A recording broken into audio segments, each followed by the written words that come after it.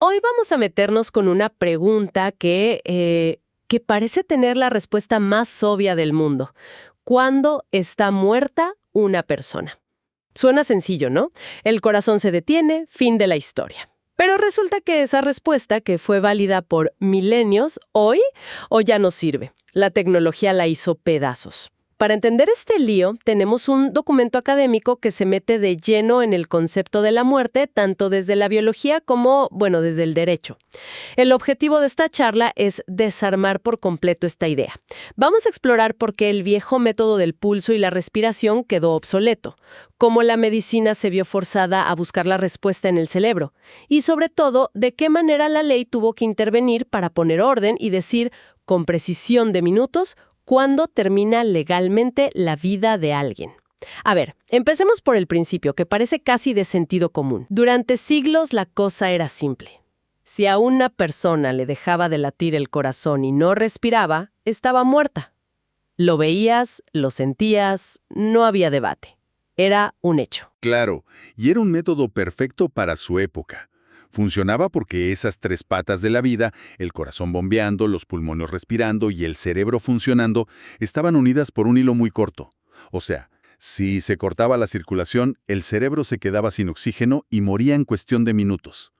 El fallo de una arrastraba a las otras de forma inmediata. Irreversible. Irreversible. No había vuelta atrás. Hasta que la hubo. Y aquí es donde la historia se complica y para mí se pone fascinante. El documento señala un punto de quiebre clarísimo, la llegada de las técnicas de reanimación. De repente, que el corazón y los pulmones se detuvieron ya no era una sentencia de muerte definitiva. Exacto. Dejó de ser, como dice el texto, fatalmente irreversible. Con un desfibrilador o con reanimación cardiopulmonar, los médicos podían, literalmente, arrancar de nuevo el motor del cuerpo. Pero esto, que fue un avance increíble, abrió una caja de Pandora. Creó situaciones intermedias que antes eran, ciencia ficción. ¿A qué te referís con situaciones intermedias? A que podías lograr que el corazón volviera a latir y que una máquina hiciera respirar al paciente. Pero quizás habías llegado tarde para el cerebro. El daño por la falta de oxígeno ya era total e irreparable. Ajá. Entonces tenías un cuerpo con pulso, con el pecho subiendo y bajando, pero con una mente que se había apagado para siempre, un estado puramente vegetativo. La línea que separaba la vida de la muerte, que siempre había sido nítida, de repente se volvió borrosa, difusa. Y me imagino que esa zona gris no era solo un problema para los médicos en terapia intensiva. El documento dice que hubo otro avance, que metió todavía más presión para definir las cosas: los trasplantes de órganos. Totalmente. Ahí es donde el nudo se apretó de verdad. Pensemos en la paradoja que esto crea. Para que un órgano, digamos un riñón o un hígado, sirva para un trasplante, necesita estar vivo. O sea, necesita recibir sangre oxigenada hasta el último segundo. Pero un momento, esto es una locura. O sea que para salvar una vida con un trasplante, se necesita un órgano que esté, a efectos prácticos, vivo. ¿Mm? Pero la persona tiene que estar legalmente muerta para que se lo puedan sacar. Es una contradicción de manual. ¿Cómo se empezó a desenredar ese nudo? Es que ese es el dilema central que forzó el cambio. Con la vieja definición, era imposible. Si esperabas a que el corazón se detuviera de forma irreversible para cuando podías extraer los órganos, ya no servían para nada. La definición de muerte basada en el corazón se convirtió en un obstáculo para salvar otras vidas. Era una urgencia ética y médica encontrar una nueva definición. Claro, y esto desató una tormenta de preguntas éticas. El documento las plantea y son durísimas. Por ejemplo, una persona en estado vegetativo, con el cerebro dañado sin remedio, pero que respira y tiene pulso por sí misma. ¿Está viva o muerta? Una pregunta terrible para cualquier familia y para cualquier médico. Y de ahí se deriva la siguiente, que es igual de compleja. Si esa persona necesita una máquina para seguir así, ¿es correcto mantenerla conectada? Este fue el famoso caso de Karen Ann Quinlan en Estados Unidos en los 70s, que llegó a las cortes y, como dice el texto, obligó a los hospitales a crear los comités de bioética, para que estas decisiones, no las tomara una sola persona. Espera un segundo. Lo de mantener a alguien con máquinas para ver si se recupera, se entiende. Pero mantener un cuerpo funcionando solamente para que sus órganos sirvan, eso suena utilitario. Me imagino que eso debió generar un debate ético gigantesco. ¿Se veía como un acto para salvar vidas o como una falta de respeto al donante? Generó un debate inmenso precisamente porque chocaban dos principios éticos: el respeto por la dignidad de la persona que fallece y el deber de salvar la vida de quien espera un órgano. Era evidente que no se podía seguir improvisando. La sociedad, la medicina y la ley necesitaban desesperadamente un ancla, un criterio claro, universal. Aceptado por todos. Exacto. Aceptado por todos para saber dónde estaba la línea. Ok. Con este caos de dilemas éticos y paradojas médicas, ¿cómo se pusieron de acuerdo? Alguien tuvo que trazar una línea definitiva en la arena. Se hizo, y se basó en una serie de principios o premisas que el texto enumera y que son la base de todo el sistema actual. La primera y más importante es la de la unicidad. Unicidad. ¿Qué significa eso? Significa que la muerte es un solo evento. No puedes estar muerto para el trasplante, pero vivo para la herencia. No existen la muerte cardíaca y la muerte cerebral como dos cosas distintas.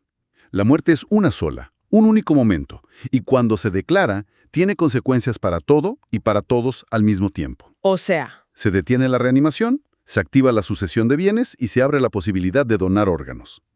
O estás vivo o estás muerto. No hay un casi. entendido. O estás o no estás. ¿Cuál es la segunda premisa? La certeza absoluta. La declaración de muerte no puede ser una probabilidad, ni siquiera del 99,9%. Tiene que ser una certeza científica a prueba de balas. Bien. Y la tercera es la irreversibilidad, que ya la mencionamos. No basta con que las funciones vitales se detengan. Es crucial que ese parate sea definitivo, que no haya ni la más remota posibilidad de revertirlo. Unicidad, certeza e irreversibilidad. Con esas tres reglas del juego, ¿a qué definición se llega? Se llega a la definición que rige hoy en casi todo el mundo. La muerte es el cese total e irreversible de todas las funciones encefálicas. Y la palabra clave aquí es total. No una parte del cerebro, sino todo el encéfalo. ¿Y qué incluye ese todo? Porque he oído hablar de gente en muerte cerebral que sigue respirando por su cuenta. ¿Cómo es eso posible? Esa es una confusión muy común y una distinción fundamental que hace el documento. El cerebro tiene a grandes rasgos dos partes. Los hemisferios cerebrales, la parte de arriba, que se encarga de la conciencia, el pensamiento, la personalidad, y el tronco encefálico, la parte de abajo, que es, digamos, como el piloto automático del cuerpo. Regula funciones vitales como la respiración y el ritmo cardíaco. Ajá, entiendo. Lo que se conoce como muerte cortical o estado vegetativo es cuando la parte de arriba, la conciencia, se apaga de forma irreversible. Pero el tronco encefálico, el piloto automático, sigue funcionando. La persona respira sola, su corazón late solo. Ya. En ese caso, y el texto es categórico en esto, la persona no está muerta, ni biológica ni legalmente. Para que se declare la muerte, el piloto automático también tiene que haberse apagado de forma definitiva. Cese total. Ok, ahora entiendo la teoría. La muerte es el apagón completo e irreversible de todo el cerebro. Pero me imagino a una médica en un hospital, en una situación de muchísima presión, con una familia esperando. ¿Cómo se aplica esto en la vida real? ¿Hay una especie de checklist para no cometer errores? Exactamente eso. Una checklist.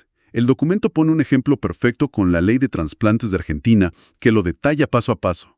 El artículo 23 de esa ley te da una lista de puntos, y lo clave es que tienen que cumplirse todos, no vale solo con uno o dos. A ver, ¿cuáles son esos puntos? Primero, que haya una ausencia total de respuesta cerebral. La persona está en coma profundo, no responde a ningún estímulo. Segundo, que no haya respiración espontánea. Se desconecta el respirador por un momento y se comprueba si el cuerpo intenta respirar por sí mismo. Si no lo hace, es otro signo. ¿Y el tercero? El tercero es la ausencia de reflejos del tronco encefálico. Son pruebas muy específicas, como ver si las pupilas reaccionan a la luz. Si están fijas y dilatadas, es una muy mala señal. Indica que el piloto automático del que hablábamos está apagado. Finalmente, como confirmación, se pide una prueba instrumental, como un electroencefalograma que muestre una línea plana, o sea, silencio eléctrico en el cerebro. O sea, un protocolo súper estricto. Estrictísimo. Pero hay más. El documento resalta un detalle crucial. No alcanza con chequear todo esto una sola vez. La ley exige que todos estos signos se mantengan sin cambios durante 6 horas seguidas. 6 horas. Me pongo en el lugar de la familia. Es un tiempo larguísimo y seguramente agónico, esperando un milagro que los médicos ya saben que no va a llegar. Debe ser una de las cosas más duras de comunicar. Sin duda. Y por eso la ley es tan estricta. Esas 6 horas no son para generar una falsa esperanza en la familia, son una garantía científica absoluta para la sociedad. Es la forma de decir, hemos hecho todo lo humanamente y tecnológicamente posible. No hay vuelta atrás. Es una salvaguarda contra el más mínimo, el más improbable de los errores. Ahora, esto me genera una duda. Si hay un periodo de observación de 6 horas, ¿cuándo se considera que murió la persona? ¿Al principio o al final de esas 6 horas? Excelente pregunta, porque es uno de los puntos más importantes y contraintuitivos de la ley. Uno pensaría que la muerte se declara al final, una vez cumplido el plazo. Pero no. El artículo 24 establece que la hora oficial del fallecimiento es la hora en que se constataron los signos por primera vez. Pero eso es rarísimo. Para la familia y para el mundo, esa persona estuvo viva durante esas 6 horas de observación. ¿No genera eso conflictos legales terribles? Pienso en herencias, por ejemplo. Si dos familiares mueren con pocas horas de diferencia, saber quién murió primero lo cambia todo.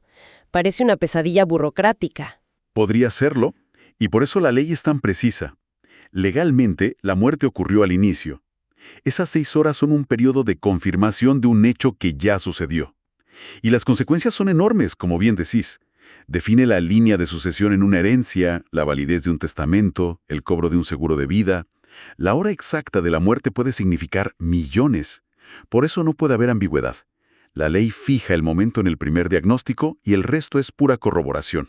Y para que no quede ninguna duda, ¿quién firma ese certificado? El procedimiento también tiene reaseguros. La ley exige que el certificado lo firmen 2 médicos. Uno de ellos tiene que ser sí o sí un especialista, un neurólogo o un neurocirujano. Y para que no haya ninguna duda ni suspicacia, se establece que ninguno de esos 2 médicos puede tener nada que ver con el equipo de trasplantes. Cero conflicto de intereses. 0. La imparcialidad tiene que ser total. Es increíble el recorrido que hicimos. Arrancamos con algo tan simple como tomar el pulso y terminamos en un protocolo legal y médico de una complejidad tremenda. La tecnología, que nos dio el poder de desafiar a la muerte con la reanimación y los trasplantes, al mismo tiempo nos obligó a mirarla a la cara y a definirla con una precisión que nunca antes habíamos necesitado. Exactamente. Se creó una zona gris tan grande y tan llena de dilemas que la única salida fue unificar el criterio. La solución fue esta definición, centrada en el apagón total e irreversible del cerebro. Nos dio la certeza y la unicidad que se habían perdido. Resolvió la paradoja de necesitar un cuerpo funcionando para obtener órganos de una persona legalmente muerta, permitiendo que los trasplantes salvaran miles de vidas dentro de un marco ético y legal claro. Ahora, el documento nos muestra cómo se trazó una línea muy clara con la tecnología que tenemos hoy, pero me deja pensando en el futuro. Campos como las interfaces cerebro-computadora o formas de soporte vital mucho más sofisticadas avanzan a una velocidad de vértigo. ¿Qué pasaría si en unas décadas la tecnología no solo pudiera mantener latiendo un corazón, sino que pudiera empezar a imitar o reemplazar funciones básicas del tronco encefálico, de ese piloto automático? Tendríamos que volver a discutir todo de nuevo. ¿Qué nuevos dilemas, hoy impensables, podrían surgir cuando la tecnología empiece a replicar justo las funciones que hoy usamos para definir el final de la vida?